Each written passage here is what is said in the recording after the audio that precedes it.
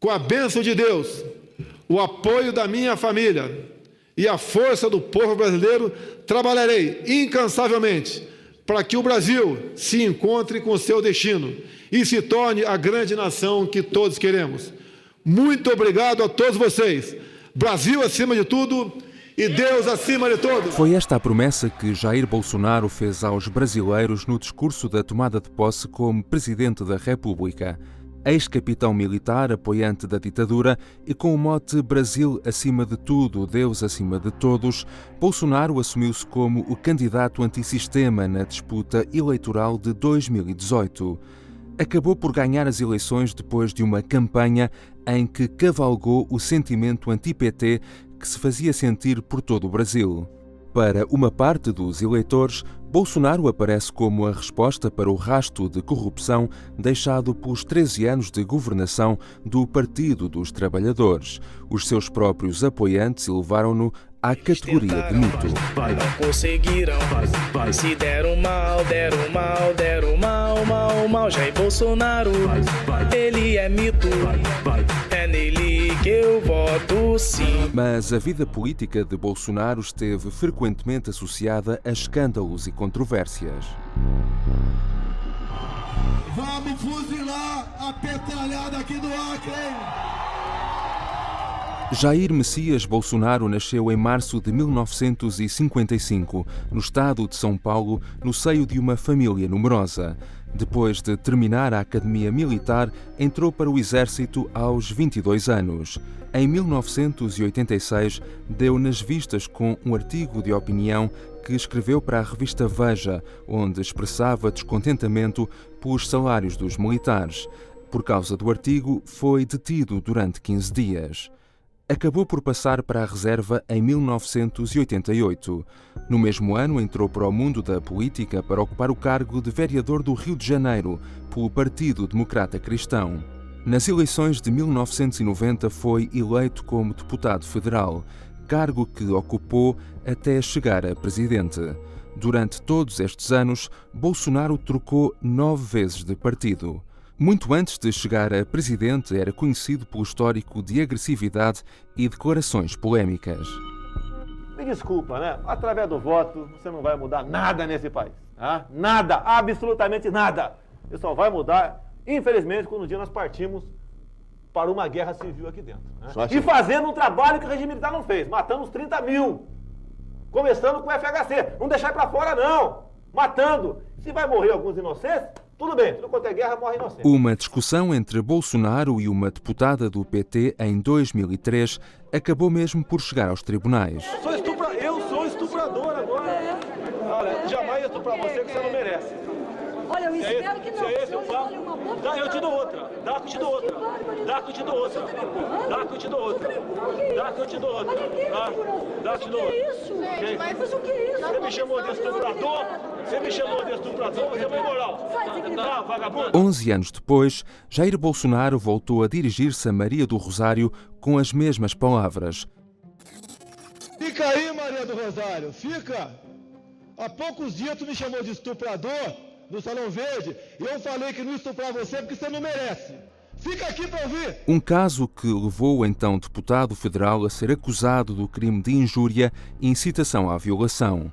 E já depois de eleito presidente em 2019, no primeiro ano de mandato, foi obrigado pelo Superior Tribunal de Justiça a pedir desculpa publicamente à deputada e a pagar uma indemnização por danos morais. As ações penais acabaram por ser suspensas porque a lei diz que um Presidente da República só pode ser processado por supostos crimes cometidos no exercício do próprio mandato. Mas esta estaria longe de ser a única polémica em torno de Bolsonaro. Até agora já foram lançadas várias suspeitas do envolvimento do presidente em alegados crimes. Contudo, Bolsonaro está protegido pela imunidade do cargo que ocupa. O mesmo aconteceu com o seu adversário nestas eleições, Lula da Silva, que acabou por ser preso apenas 8 anos depois de sair do Palácio do Planalto por crimes cometidos no âmbito da Operação Lava Jato. O juiz desse mega processo, Sérgio Moro, que ordenou a prisão do ex-presidente em abril de 2018, acabou por pedir o afastamento do caso apenas 2 semanas depois das eleições presidenciais que iriam eleger Bolsonaro em outubro desse ano. E, dias mais tarde, tomava posse como o novo Ministro da Justiça. Bolsonaro garantia assim estar a concretizar uma das grandes bandeiras eleitorais: combater a corrupção. E mais tarde foi mesmo ao ponto de afirmar que a corrupção foi eliminada durante o seu mandato. É um orgulho, é uma satisfação que eu tenho dizer a essa imprensa maravilhosa nossa que eu não quero acabar com a Lava Jato. Eu acabei com a Lava Jato. Porque não tem mais corrupção no governo. Mas Moro esteve apenas alguns meses no cargo. Em abril de 2019 pediu admissão, deixando acusações graves à conduta do presidente. O presidente também me informou que tinha preocupação, com inquéritos em curso no Supremo Tribunal Federal e que a troca também seria oportuna da Polícia Federal por esse motivo. Queria ter uma pessoa do contato pessoal dele, que ele pudesse ligar, que ele pudesse colher informações. Não aconteceu durante a Lava Jato, a despeito de todos os problemas de corrupção. Sérgio Moro é apenas um dos muitos ministros que já passaram pelo governo bolsonarista. Ao todo, até março deste ano, foram feitas 28 trocas ministeriais. E alguns foram mesmo afastados por se verem envolvidos em suspeitas de corrupção que o presidente diz combater. É o caso de Milton Ribeiro, pastor religioso e um dos 5 ministros que passaram pelo Ministério da Educação durante o mandato. Por que não tem corrupção no meu governo? Porque a gente age dessa maneira. A gente sempre está um passo à frente. Eu não posso, ninguém pode pegar alguém, você está desviando. Tem que ter prova, poxa. Senão é uma ação contra a gente. O Milton tomou as providências. O Milton, coisa rara de eu falar aqui. Eu boto a minha cara no fogo pelo Milton, minha cara toda no fogo pelo Milton. Estão fazendo uma covardia com ele. Em março deste ano, o jornal Folha de São Paulo divulgou áudios do ministro em que este admitia favorecer alguns municípios na distribuição de verbas do Ministério através da mediação de outros 2 pastores sem cargo no governo. Esta prática aconteceria, alegadamente, a pedido do próprio presidente. Depois desta revelação, mais 10 municípios denunciaram esquemas de corrupção que envolviam o Ministério da Educação. Milton Ribeiro foi preso pela Polícia Federal em junho deste ano. Não foi corrupção da forma que está acostumada a ver em governos anteriores. O cara fez uma obra superfaturada, tá? Comprou o material e não recebeu, superfaturou. Nada disso. Foi de história de fazer tráfico de influência. O elemento que tirou é comum. Mas o Ministério da Educação não foi o único a levantar suspeitas de corrupção. Em 2021, o ministro do Ambiente, Ricardo Salles, foi investigado pela Polícia Federal por alegadamente facilitar a exportação ilegal de madeira. E vários outros ministérios também já foram investigados pelas autoridades. A gestão da pandemia de Covid-19 também levantou suspeitas de práticas ilícitas. A pandemia fez mais de 600 mil mortos no Brasil. Bolsonaro desvalorizou várias vezes o impacto da doença, em declarações encaradas como negacionistas. Pelo meu histórico de atleta, caso fosse contaminado pelo vírus, não precisaria me preocupar. Nada sentiria ou seria, quando muito, acometido de uma gripezinha ou resfriadinho. O Senado brasileiro criou uma comissão parlamentar de inquérito. O relatório final, com mais de 1.200 páginas, pede que Bolsonaro seja indiciado por vários crimes ligados à gestão da pandemia. A investigação parlamentar revelou experiências em cobaias humanas com medicamentos que vieram a ser ineficazes e suspeitas de corrupção na compra de vacinas da Covaxin fabricadas na Índia. O relatório afirma também que o governo federal atuou de forma lenta no combate ao vírus e expôs deliberadamente a população ao risco de infecção em massa. Nós queremos prestar uma homenagem aí aos que se foram vítimas do coronavírus. Então, e para o Gilson que toque aí Ave Maria para a gente hoje.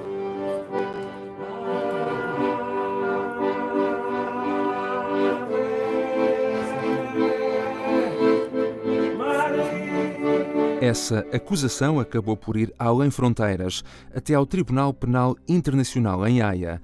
Este tribunal tem competência para julgar crimes de guerra, genocídio, crimes contra a humanidade e de agressão. O chefe de Estado brasileiro é acusado de crimes contra a humanidade no âmbito da resposta à Covid-19, mas não é a sua única denúncia nesta instituição. Antes desta queixa, o nome de Bolsonaro já tinha chegado à Haia pela gestão que o governo fez da floresta da Amazónia. As queixas não se focam só no alegado genocídio de povos indígenas, em relação aos incêndios que assolaram a maior floresta do mundo em 2019, mas também ao desinvestimento que tem vindo a ser feito pelo governo e que prejudica o combate ambiental de forma global. Por essa razão, a questão da Amazónia entrou para a lista de prioridades do G7. Na altura, o presidente francês Emmanuel Macron exprimiu a sua preocupação pela gestão da floresta e considerou que a situação representava uma crise internacional.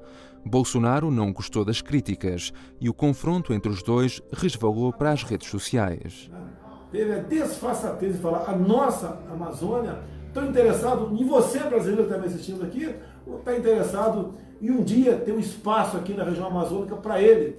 Bolsonaro acabou por responder a uma publicação de um apoiante que comparava a primeira-dama francesa a Michelle Bolsonaro, a esposa do presidente brasileiro. Esta não foi a única vez em que Michelle foi útil à comunicação política do marido. A primeira-dama do Brasil é assumidamente evangélica. Esse trunfo foi lançado pela campanha do presidente para atrair eleitores evangélicos, que constituem 1/3 da população brasileira. Como no céu, o pão nosso de cada dia nos dai hoje. Nestas eleições, Michelle Bolsonaro, que assume por norma um caráter mais discreto, já apareceu várias vezes em público e prestou declarações sobre o marido. Jair Messias Bolsonaro, ser forte e corajoso. Não temas, não temas. Ele é um escolhido de Deus. Ele é um escolhido de Deus. Esse homem tem um coração puro, limpo, além de ser lindo, né? Mas é meu. Só que nem a própria mulher de Bolsonaro está livre dos escândalos judiciais que rondam o presidente. Em 2020, o Ministério Público brasileiro começou a investigar a primeira-dama depois de detectar que cerca de R$89 mil, quase 14 mil euros à data, foram depositados na sua conta por Fabrício Queiroz, um ex-assessor parlamentar envolvido em vários esquemas de corrupção. As transações eram divididas em 21 cheques, depositados entre 2011 e 2018. Pressionado a comentar o caso, Bolsonaro nem sempre reagiu de forma diplomática. Na verdade, Fabrício Queiroz já estava na mira do Ministério Público por um escândalo que envolvia o filho mais velho do presidente, Flávio Bolsonaro, e que poderá estar ligado com estes pagamentos à primeira-dama. O quinto deu uma fraquejada, né? Foram 4 homens, a quinta deu uma fraquejada, veio uma mulher.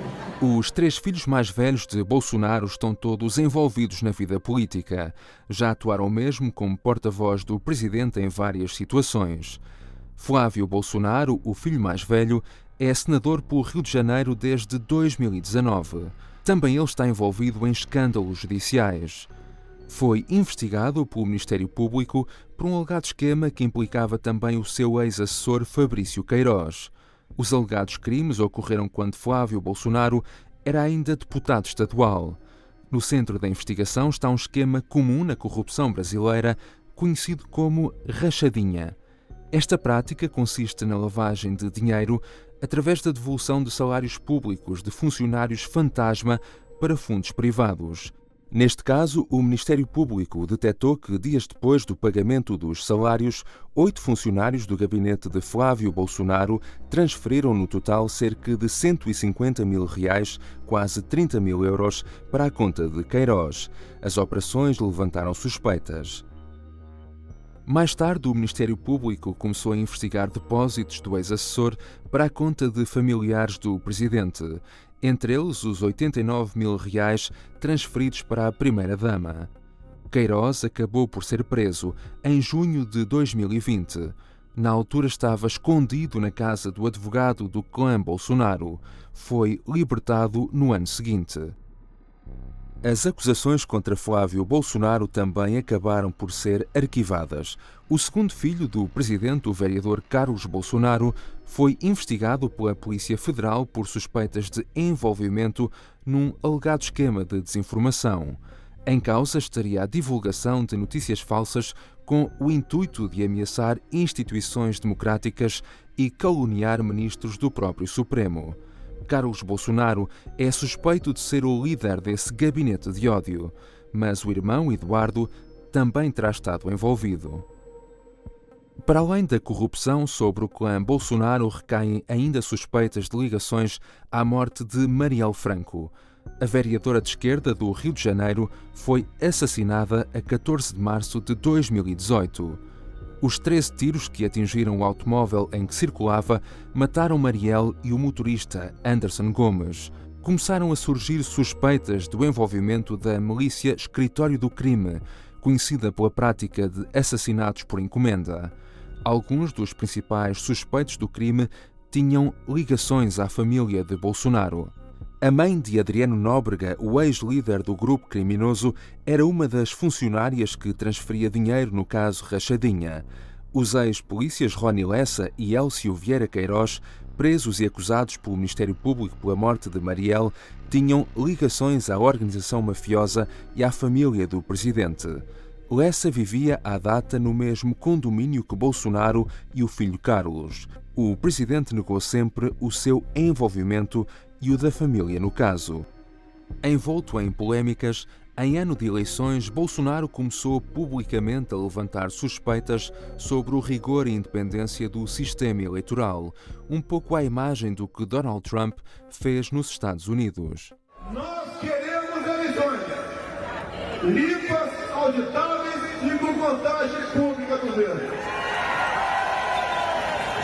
Não posso participar de uma farsa como essa patrocinada ainda pelo presidente do Tribunal Superior Eleitoral.